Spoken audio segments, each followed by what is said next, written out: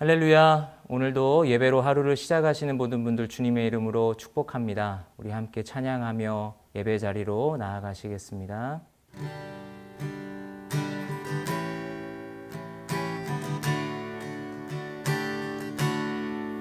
너 예수께 조용히 나가 내 모든 짐 내려놓고 주 십자가 사랑을 믿어 죄 사함을 너 받으라. 주 예수의 은혜를 주 예수의 은혜를 입어 내 슬픔이 없어지리. 내 이웃을 늘 사랑하여 너 받은 것 거저 주라. 주 예수께 조용히 나가 내 마음을 쏟아놓으라. 늘은 미리 보시는 주님 그 은혜를 베푸시리. 주 예수를 친구로 삼아 늘 내 옆에 모시어라. 그 영원한 생명 샘물에 내 마른 목 죽이어라.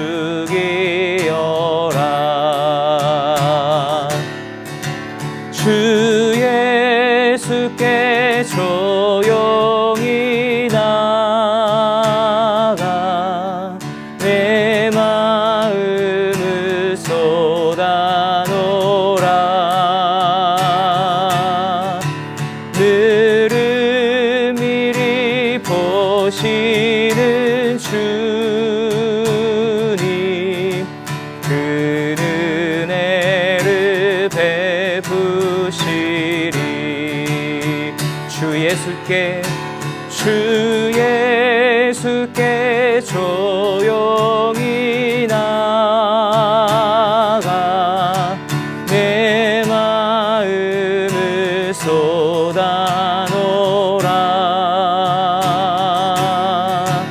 늘은 미리 보시는 주님 그 은혜를 베푸시리. 늘은 미리 보시는 주님 그 은혜를 베푸시리.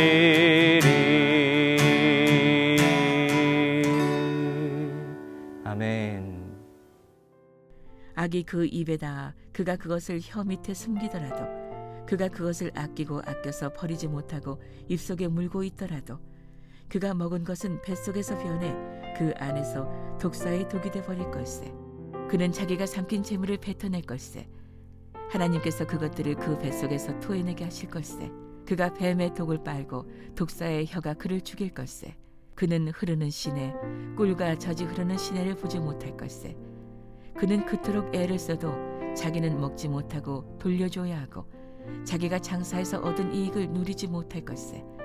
그가 가난한 사람들을 억압하고 내버려 두었으며 자기가 짓지도 않은 집을 강제로 빼앗았기 때문일세. 그 뱃속이 편안한 날이 없을 것이고 그가 원하는 어떤 것도 갖지 못할 걸세.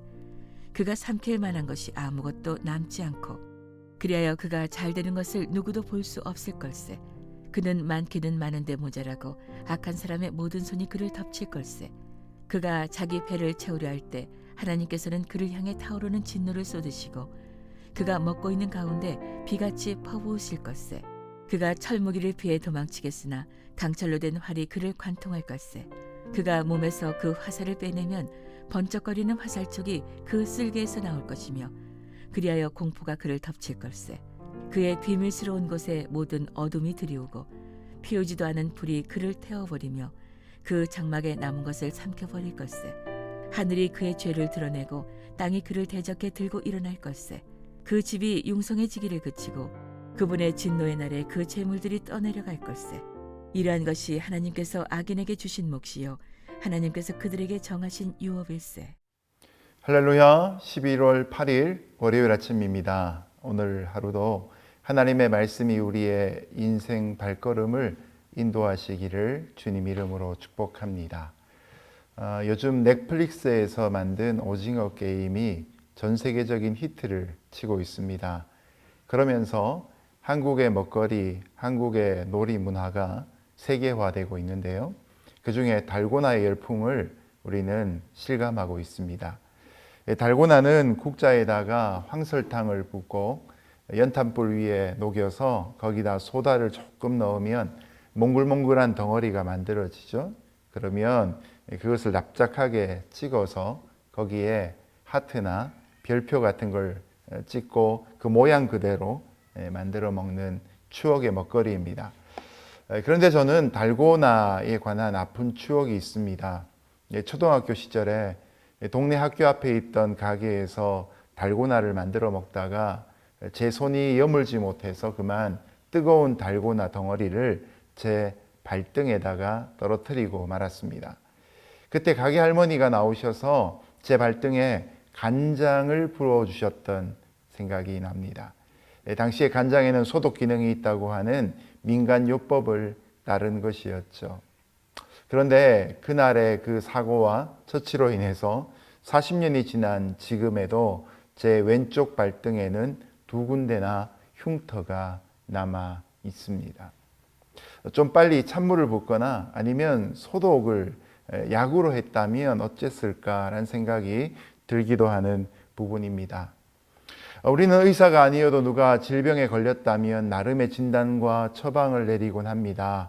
다 경험이 있고 아는 분들이 또 그런 질병을 겪었던 경우들이 많기 때문이지요.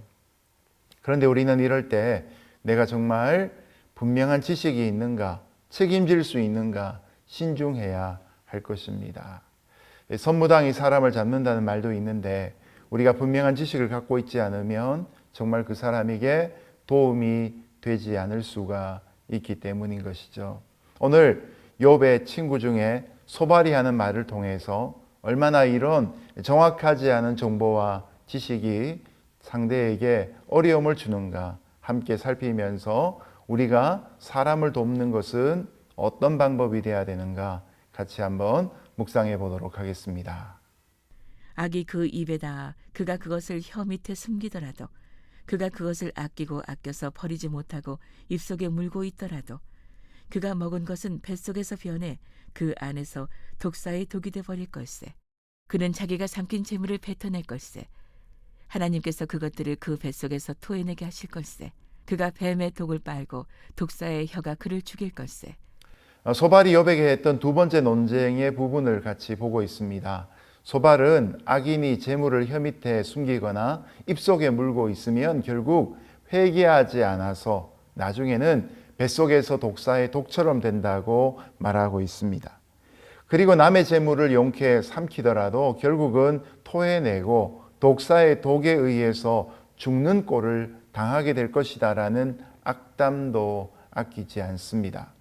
소발이 이렇게 말하는 것은 결국 욥이 남의 재물을 갈취하는 죄를 지었다는 고발 때문입니다. 욥이 회개하지 않으면 결국 죽을 것이라고 협박까지 합니다. 여러분, 그런데 욥이 왜 이런 대접을 받아야 할까요? 바로 소발이 갖고 있는 오류 때문입니다. 바로 선입견의 오류입니다. 욥이 언제 누구의 재물을 어떻게 훔쳤는지를 소발은 결코 알지 못합니다. 다만 욥이 재앙을 당했는데 그 중에 하나가 재물을 잃어버리는 재앙이었기 때문에 소발은 욥이 남의 재물을 훔쳤던 전력이 있었을 것이라고 추정하고 있는 것이죠. 세상에 얄팍한 또 일천한 논리적인 추론을 가지고 일단 말해놓고 아니면 말고란 식으로 사람을 지목해서 억지로 자백하도록 강요하는 경우가 되고 만 것이죠. 여러분, 인터넷에 어떤 기사 하나가 나면 거기에 수많은 추정의 논리들이 따라붙습니다. 그리고 악성 댓글로 인해서 실제로 그렇지 않는데 피해를 입는 사람들이 얼마나 많이 있습니까? 이것이 사회 문제가 되고 있지 않습니까? 우리가 무언가를 판단하기 전에 내가 갖고 있는 지식과 정보가 확실한가? 혹시 이것이 명예훼손에 해당하는 것은 아닌가? 한번 생각하고 말하고 표현할 필요가 있지 않을까요? 상대방의 나쁜 면들을 깊이 들고 파서 그것을 까발리는 것보다도 여러분, 우리가 칭찬하고 격려해야 될 일들, 위로해야 될 일들이 더 많다는 것을 한번 생각할 수 있는 그런 아침이 되었으면 좋겠습니다. 그는 흐르는 시내, 꿀과 젖이 흐르는 시내를 보지 못할 걸세. 그는 그토록 애를 써도 자기는 먹지 못하고 돌려줘야 하고 자기가 장사해서 얻은 이익을 누리지 못할 걸세. 그가 가난한 사람들을 억압하고 내버려 두었으며 자기가 짓지도 않은 집을 강제로 빼앗았기 때문일세. 그 뱃속이 편안한 날이 없을 것이고 그가 원하는 어떤 것도 갖지 못할 걸세. 그가 삼킬 만한 것이 아무것도 남지 않고 그리하여 그가 잘 되는 것을 누구도 볼 수 없을 걸세. 계속해서 소발은 악인의 재물은 밑이 터진 항아리와 같이 악인이 아무리 애써도 소득을 불릴 수 없다고 단언합니다. 악인은 평안을 알지 못하고 기쁨도 보존하지 못하고 행복도 오래가지 못할 것이다 라고 말을 덧붙입니다. 그러면서 소발은 욥이 악하여 가난한 자를 학대하고 버렸다라고까지 말합니다. 자신이 세우지 않은 다른 사람의 집을 빼앗았다고까지 말합니다. 과연 동방의 의인이었던 욥에게 실제로 이런 일이 있었을까요? 도대체 소발은 무엇을 근거로 이렇게 말하고 있는 걸까요? 그는 가난한 사람의 재산을 약탈하여서 부자가 된 사람들이 결국 망하는 예들을 보았기 때문에 욥도 그런 부류 아니냐라고 말하고 있는 것이죠. 속담 중에 이런 말이 있지요. 발 없는 말이 천리를 간다. 실제로 우리가 경험합니다. 그런데 이런 속담도 있지요. 아니 땐 굴뚝에 연기가 나랴? 그런데 여러분, 이 두 번째 속담이 요즘 바뀌었다고 하죠. 아니 땐 굴뚝에도 연기가 난다더라. 여러분, 억측이 사람을 잡습니다. 작은 근거 하나를 갖고 과신하여서 자신의 결론을 고집하면 결국 이처럼 남을 해치게 되는 것이죠. 다른 사람이 남모른 수고를 통해서 얻은 성과를 너무 과소평가하지 않습니까? 고통을 겪고 있다고 하는 이유로 그 사람의 태도를 평가절하고 있지 않습니까? 여러분, 우리가 어떤 사람에 대해 말하거나 평가할 때 더욱 조심해야 되지 않을까? 오늘 소발이 하고 있는 말에서부터 반면 교사의 교훈을 받게 됩니다. 그는 많기는 많은데 모자라고 악한 사람의 모든 손이 그를 덮칠 걸세. 그가 자기 배를 채우려 할 때 하나님께서는 그를 향해 타오르는 진노를 쏟으시고 그가 먹고 있는 가운데 비같이 퍼부으실 것세. 그가 철무기를 피해 도망치겠으나 강철로 된 활이 그를 관통할 것세. 그가 몸에서 그 화살을 빼내면 번쩍거리는 화살촉이 그 쓸개에서 나올 것이며 그리하여 공포가 그를 덮칠 걸세. 그의 비밀스러운 곳에 모든 어둠이 들이오고 피우지도 않은 불이 그를 태워버리며 그 장막에 남은 것을 삼켜버릴 것세. 세 번째로 소발이 욥에게 하고 있는 근거 없는 판단의 말들입니다. 소발은 악인은 풍족할 때도 괴로움에 이르게 된다라고 말합니다. 악인이 자기 욕심을 채우려고 할 때 하나님은 맹렬한 분노를 내리셔서 그 순간에 심판을 퍼부으실 것이다 라고 말하는 것이죠. 그때 용케 악인이 하나님의 철무기를 피해 도망을 가더라도 하나님은 강철 화살을 쏘아서 그를 꿰뚫을 것이다 라고 장담까지 합니다. 그래서 결국 소발이 하고자 하는 말은 악의 결과는 사라지지 않기 때문에 악인은 심판을 결코 피할 수 없다고 선언합니다. 어쩌면 이런 소발의 세 번째 논리의 말을 듣다 보면 속이 좀 시원하고 통쾌해지기도 합니다. 악인이 반드시 징계를 받는다란 말이기 때문이죠. 얼핏 보면 이 말은 하나님이 우리에게 원하시는 사회 정의와 너무나 잘 들어맞는 주장입니다. 그런데 만일 우리가 자기의 악함대로 고스란히 심판을 즉각 받는다면 우리 중에 과연 누가 살아남을 수 있을까 하는 생각도 해볼 필요가 있습니다. 우리가 사람을 처벌하는 것처럼 하나님이 우리에게 애누리가 없으시다면 아마 우리 중에 남아있을 사람이 하나도 없을 것입니다. 어린 시절 세상을 알고 또 욕심을 좀 부리기 시작하고 나쁜 짓 한두 번 해본 것으로 인해 하나님의 징계를 받는다면 유년기에 우리 모두는 악인이 되어서 하나님에게 심판을 넘치도록 받았을 것입니다. 이런 소발의 주장을 듣다 보면 하나님에 대해서 굉장히 오해하고 있는 장면을 보게 됩니다. 여러분, 우리가 경험을 통해 하나님을 추정하기보다 말씀을 통해 하나님의 성품을 알아갈 수 있기를 바랍니다. 하늘이 그의 죄를 드러내고 땅이 그를 대적해 들고 일어날 것세. 그 집이 융성해지기를 그치고 그분의 진노의 날에 그 재물들이 떠내려갈 것세. 이러한 것이 하나님께서 악인에게 주신 몫이요 하나님께서 그들에게 정하신 유업일세. 오늘 본문의 마지막 네 번째로 소발은 하늘과 땅이 악인의 죄를 반드시 드러내고 마치 땅이 들고 일어날 것처럼 장담하고 있습니다. 그래서 악인의 집은 결코 융성할 수가 없고 진노의 날에는 모든 재물들이 다 떠내려갈 것이고 그리고 진노의 날에 하나님이 악인에게 미리 정해 놓으신 분깃 그대로 일어날 것이라고 말합니다. 소발이 욥을 위로하기 위해 왔지만 사실은 심판의 메시지만 계속 늘어놓고 있습니다. 그러나 여러분, 우리가 분명히 깨달아야 될 것은 하나님은 악인을 반드시 심판하시기만 하는 것은 아니라는 것입니다. 그렇다면 소발이 잘못 알고 있는 것이 있을 텐데 두 가지로 정리해 볼 수 있습니다. 첫 번째로 소발은 잘못된 유추를 하고 있습니다. 소발은 욥의 죄를 구체적으로 지적합니다. 욥의 죄는 가난한 자를 약탈한 죄라고 말하죠. 그것을 회개하지 않으면 욥은 망할 거고 죽을 것이라고 합니다. 그가 욥의 죄를 이처럼 지적하는 데에는 욥의 죄를 잘 알기 때문이 아니라 비슷한 일을 겪었던 사람들의 예를 기초로 하고 있는 것이죠. 이 편견의 오류 중에 바로 유사성의 오류라는 표현을 여기서 들 수 있습니다. 망한 사람들이 정의롭지 못하게 다른 사람들을 약탈한 경우가 있었기 때문에 욥 너도 그런 죄를 저지른 것 아니냐? 실토해라 라고 말하고 있는 것이죠. 그런데 여러분, 세상이 꼭 그렇게만 돌아가는 것은 아니지 않습니까?